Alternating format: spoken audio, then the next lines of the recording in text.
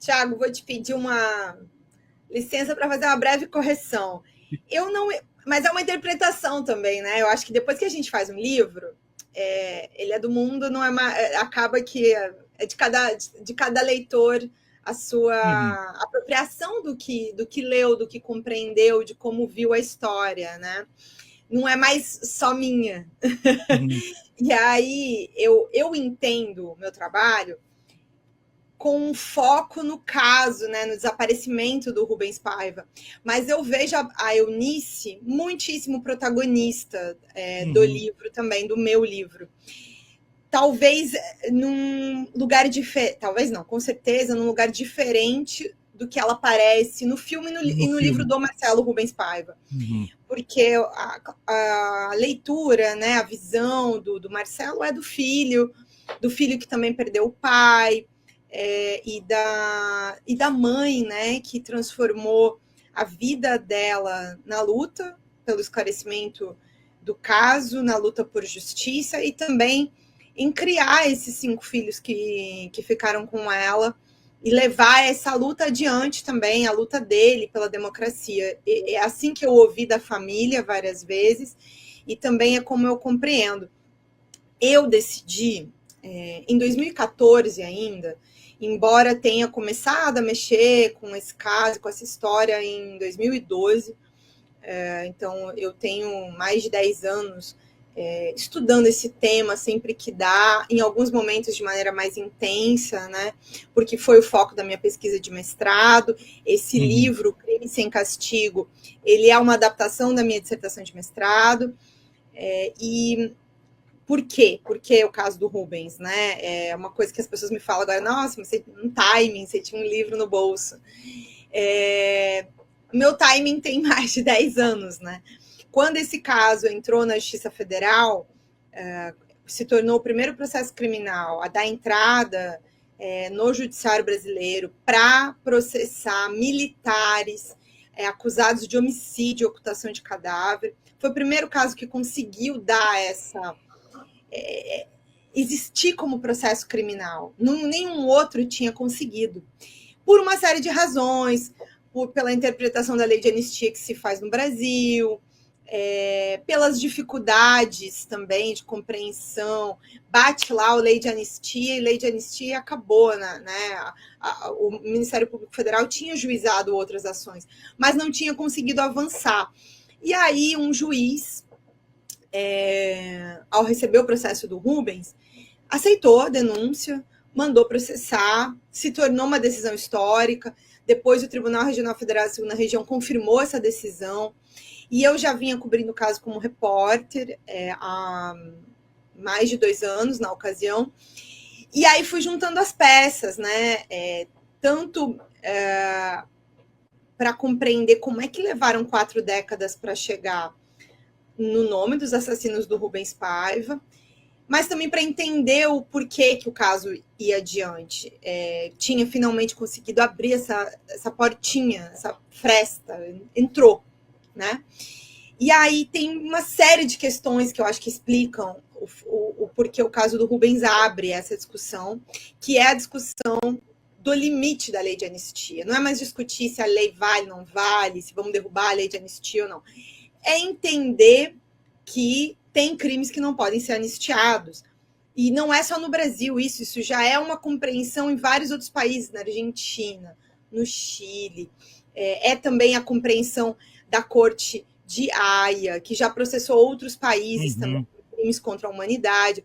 O desaparecimento forçado, que é o que acontece no caso do Rubens, é a ocultação de cadáver que é permanente, ou seja, eles assassinaram o Rubens Paiva e até hoje o corpo dele nunca apareceu, os restos mortais nunca foram entregues à família. Ele é um crime permanente por tipificação. Então, o que está sendo colocado no processo do Rubens e que agora vai ter essa discussão no Supremo Tribunal Federal, finalmente, que faz 10 anos que está lá esperando para essa discussão acontecer, é esse reconhecimento, é essa obviedade, né? É óbvio. O corpo do Rubens nunca apareceu e ele foi assassinado pelos militares. E existem inúmeras provas do crime e de como isso se deu, inclusive de militares que prestaram depoimento sobre tudo isso. Então, a gente precisa só que o Supremo Tribunal Federal reconheça. E ao aplicar a lei, né, a nossa Constituição, que também e o nosso Código Penal, que também reconhece, nossos tratados internacionais que reconhecem tudo isso, abrir uma porta para os outros casos também, para não ficar restrito apenas ao caso do Rubens Paiva, que é uma coisa muito importante, eu acho, que o filme traz, que o Oscar, ao reconhecer essa obra-prima do cinema brasileiro, da cultura brasileira, faz por esse caso, por essa história, né?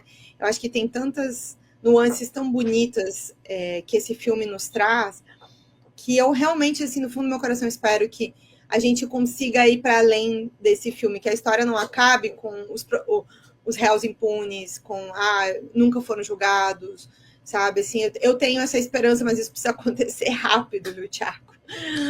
Estão morrendo de velhos, né? Os caras da ditadura estão morrendo de idosos. velhos. E no conforto do lar. O Belian tem dias difíceis desde a retomada da pauta, né? Tem tido protestos, agora no carnaval, um cortejo de milhares de pessoas indo até a porta da casa dele, está tendo a vida mais exposta, né? Mas é como você disse, né, Juliana? A gente sabe as entranhas de como isso acontece, desde a matéria da Veja, lá atrás com a Marta Batista, que vai entrevistar o Amílcar, e ele vai falar que viu o Rubens Paiva lá, da condição que viu, de lá para cá, tudo vai somando, mas até hoje não tem uma definição para dizer, o corpo foi colocado em lugar tal, para que isso, enfim, coloque um ponto final, né, na história de vilipêndio que se teve a toda a construção dessa tortura e do assassinato do Rubens Paiva. Mas aí quando você toca também na literatura da parte investigativa, eu te pergunto, se sabe quem são os assassinos de Rubens Paiva, por que esses caras passaram impunes até hoje, Juliana? Por causa de uma interpretação da lei de anistia, né? A lei de anistia de 1979, ela não diz que você não pode processar, que você não pode investigar, que você não pode julgar. Ela tem uma interpretação da aplicação da lei para os crimes cometidos no período e conexos, crimes políticos e conexos. Mas não está lá descrito que estão anistiados, por exemplo, desaparecimentos forçados, estupro, escravidão, execução sumária. Nem pela lei brasileira, na época, esses crimes eram autorizados. Nem pela lei dos militares isso era permitido. Nem execução. Teve um breve período que teve pena de morte, mas que abarca esse momento. Agora, e o Brasil nem teve nenhuma execução. Mas só que, assim, para ter a pena de morte, também tinha que ter um julgamento e uma decisão. Claro. Tipo o que acontece nos Estados Unidos, por exemplo. Você julga e você condena a pessoa à pena de morte. E aí você vai ter um procedimento de execução. É assim que funciona a lei nos Estados Unidos. Na época, teve um breve período, cerca de um ano, que o Brasil teve até uma pessoa que foi condenada a isso, mas ela não chegou a ser executada, enfim, entraram vários recursos, isso é uma outra história, mas nem isso aconteceu, né, no caso do Rubens. O Rubens foi levado de casa de maneira arbitrária, sem mandado, sem justificativa, sem explicação, nunca integrou nenhum grupo de luta armada, sequer, entendeu? E simplesmente foi assassinado sob tortura, né, e durante um interrogatório no DOI-CODE, em cerca de 24 horas. E aí, Thiago, até acho importante falar sobre o que a gente sabe, né, dessa época. Como é que você chega aos nomes dos assassinos? Isso eu conto muito no livro. Isso é importante demais.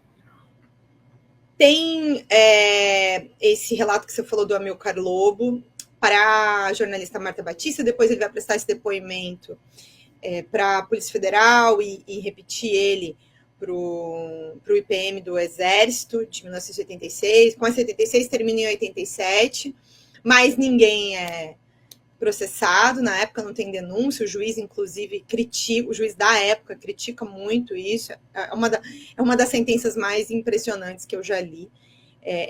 O juiz criticando o promotor por não oferecer denúncia tendo os elementos para isso. E aí vai passar o tempo, essa nova oportunidade de esclarecimento do caso vai se dar entre 2012 e 2014. Quando é criada a Comissão Nacional da Verdade, o conselheiro da comissão, o Cláudio Fonteles, que é um grande integrante do Ministério Público Federal, foi procurador-geral da República, investigador, ele começou a fazer a pesquisa nos arquivos do SNI, que finalmente tinham sido liberados. Até então, né, gente, era uma documentação não acessível até 2012. Ela é liberada junto com a Lei de Acesso à Informação. São 3 grandes criações ali do governo da ex-presidente Dilma Rousseff. A criação da Comissão Nacional da Verdade, a promulgação, a aprovação da lei de acesso à informação e a liberação dos arquivos do Serviço Nacional de Informações. Essas 3 configurações, mais a criação do Grupo de Justiça de Transição do Ministério Público Federal, permitem que eu esteja aqui dando entrevista para vocês, que eu tenha conseguido fazer meu livro. O próprio livro do Marcelo também, em grande parte, só existe da maneira como ele está hoje, em função desse trabalho. E aí, um dos militares que integrou o DOI-CODE, ele era do Pelotão de Investigações Criminais na época, que é o Coronel Avólio, procura o Cláudio Fonteles para prestar um depoimento. Na época, podia prestar depoimento em sigilo, ele procura em sigilo, e conta, né, o que ele sabia, aponta o general Bellion como o chefe do DOI naquela noite e aponta o fato de que viu uma pessoa agredindo, pulando em cima do Rubens Paiva, e que chegou ao Bellion e falou: olha, se não for feito nada, isso vai dar um problema. Essa é a versão dele, né? Eu confesso para você, Thiago, assim, eu tenho muita dificuldade de acreditar que as coisas se deram só desse jeito, porque é só, né? Não me parece que para uma pessoa ser assassinada, inclusive o corpo ocultado da maneira como aconteceu, foi só isso. E também tenho cá minhas dúvidas sobre a participação efetiva do Coronel Avólio nesse episódio ou não. Mas, de fato, ele procura o Cláudio Fonteles e dá essa versão. O Coronel Leão, ainda vivo, os 2 acho que faleceram. O Leão, ainda pouco tempo depois disso, faz uma carta em que corrobora o depoimento do Coronel Avólio. E aí as investigações andam, o Coronel Avólio também presta depoimento do Ministério Público Federal, e aí tem uma pessoa, um dos militares que é identificado, um dos militares que está sob, no momento ali da tortura, torturando o Rubens Paiva, que é o tenente Hughes, Antônio Hughes de Carvalho. Ele já tinha morrido na ocasião, mas até para ver como as peças se juntam, né?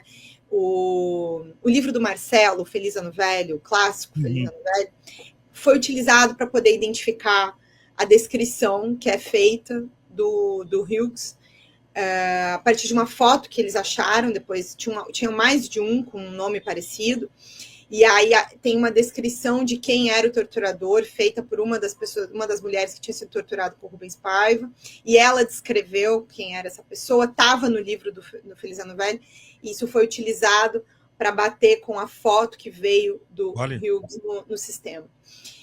Tudo isso também eu reuni, né, as peças disso, tá no livro do Marcelo também, no Feliz Ano Velho.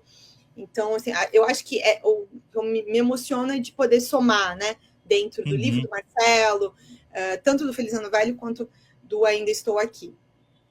E se chega aí às responsabilidades também com a revisão dos documentos da época sobre o tiroteio falso que eles criaram para justificar a versão oficial de que o Rubens teria fugido, que é uma mentira que durou décadas. Então, foram encontrados pelo menos 5 que estavam vivos e que tiveram alguma participação no crime, de algum modo. Então, você chega a quem participou do crime, mas tem a outra pergunta, onde está o Rubens Paiva? E aí eu peço, assim, humildemente, licença para dizer que tem que ter muito cuidado com essas informações. Uhum. Então, eu trabalhei com pessoas que participaram diretamente no que foi a ocultação de cadáver, nos depoimentos de pessoas que participaram, efetivamente. Quando eu estou falando do Coronel Avolio aqui, o Coronel Avolio contou o que viu, o que fez. O Coronel Paulo Malhães admitiu em entrevistas para mim, para o meu colega, para sempre será meu colega, porque a gente tem trabalho juntos ainda, que é o Chico Otávio, trabalhava comigo no Globo durante um período. Nesse momento dessa entrevista, a gente não estava trabalhando junto. Eu trabalhava no Jornal Dia, ele trabalhava no Globo. Mas a gente, na mesma época, eu entrevistei o Malhães, o Chico entrevistou o Malhães também prestou depoimento para a Comissão da Verdade do Rio de Janeiro. E algumas informações são semelhantes entre as 3 entrevistas. Ele chamou para ele a responsabilidade de ter recebido uma missão do gabinete do ministro do Exército, em 1973, para desenterrar os restos mortais do Rubens Paiva, que tinham sido enterrados clandestinamente num ponto na Praia do Recreio, e dar um fim a isso. O problema, até aí, o relato é semelhante. O que ele fez com esses restos mortais é que ele deu diferentes versões. Então, na entrevista para o Chico, que, enfim, na época, primeiro foi dado em off, ele falou que teria jogado no mar, na Restinga da Marambaia. Para a Comissão da Verdade do Rio de Janeiro, ele falou que teria jogado num rio em Itaipava. Para mim, ele falou que podia ter sido uma ou outra versão. E que se a Comissão Nacional da Verdade chamasse ele para depor, ele ia lá falar a verdade. Aí ele foi lá, alguns dias depois, uma repercussão enorme das declarações dele, e falou que recuou, né? Ah, não fiz, eu contei essa história, tal. Aí, Thiago, porque né, o roteirista do Brasil não está de brincadeira. Então, não, ele não sabe brincar. Não sabe, ele está na frente da Netflix, entendeu? Hollywood, para trás. O que acontece? O Malhães, isso foi em março de 2014. Um mês depois, assim, literalmente um mês depois da entrevista, ele é assassinado durante um assalto em casa. E eu já aproveito aqui para não alimentar teorias da conspiração, então não teve relação direta com as declarações. Mas o problema é que o Malhães colecionou inimigos ao longo da vida inteira, se envolveu com o crime organizado na Baixada Fluminense, com o jogo do bicho. Então, inimigos, pessoas que não queriam ver o Malhães vivo, existem aos montes. E aí, mas a polícia do Rio de Janeiro, ao esclarecer o crime, as pessoas que foram acusadas pelo crime, de fato, cometeram o crime. Então, não teve uma relação direta com as declarações dele sobre os militares. Mas, quando acontece o assassinato do Malhães, eu entrevisto a viúva do Malhães. E aí, o que a viúva conta? Ela conta que, sim, ele vivia contando a história de quando ele foi desenterrar os restos mortais do Rubens Paiva. E o Ministério Público Federal chegou a fazer busca e apreensão em casa para ver se achava na casa dele, para ver se achava documentos, depois do crime, né? E aí tinha um monte de recortes de jornal sobre o caso do Rubens Paiva guardados na casa do Malhães também. Então, estes são os fatos mais próximos com relação às pessoas que efetivamente dizem ter participado do crime, admitem, né? Porque quando o Malhães fala que ele fez isso, ele está admitindo um crime. Eu tenho cuidado com outros depoimentos que dizem que ouviram falar que alguém fez alguma coisa. E o do Valdemar Martins de Oliveira, Juliana? É exatamente isso que eu queria dizer. O Valdemar disse que ouviu falar.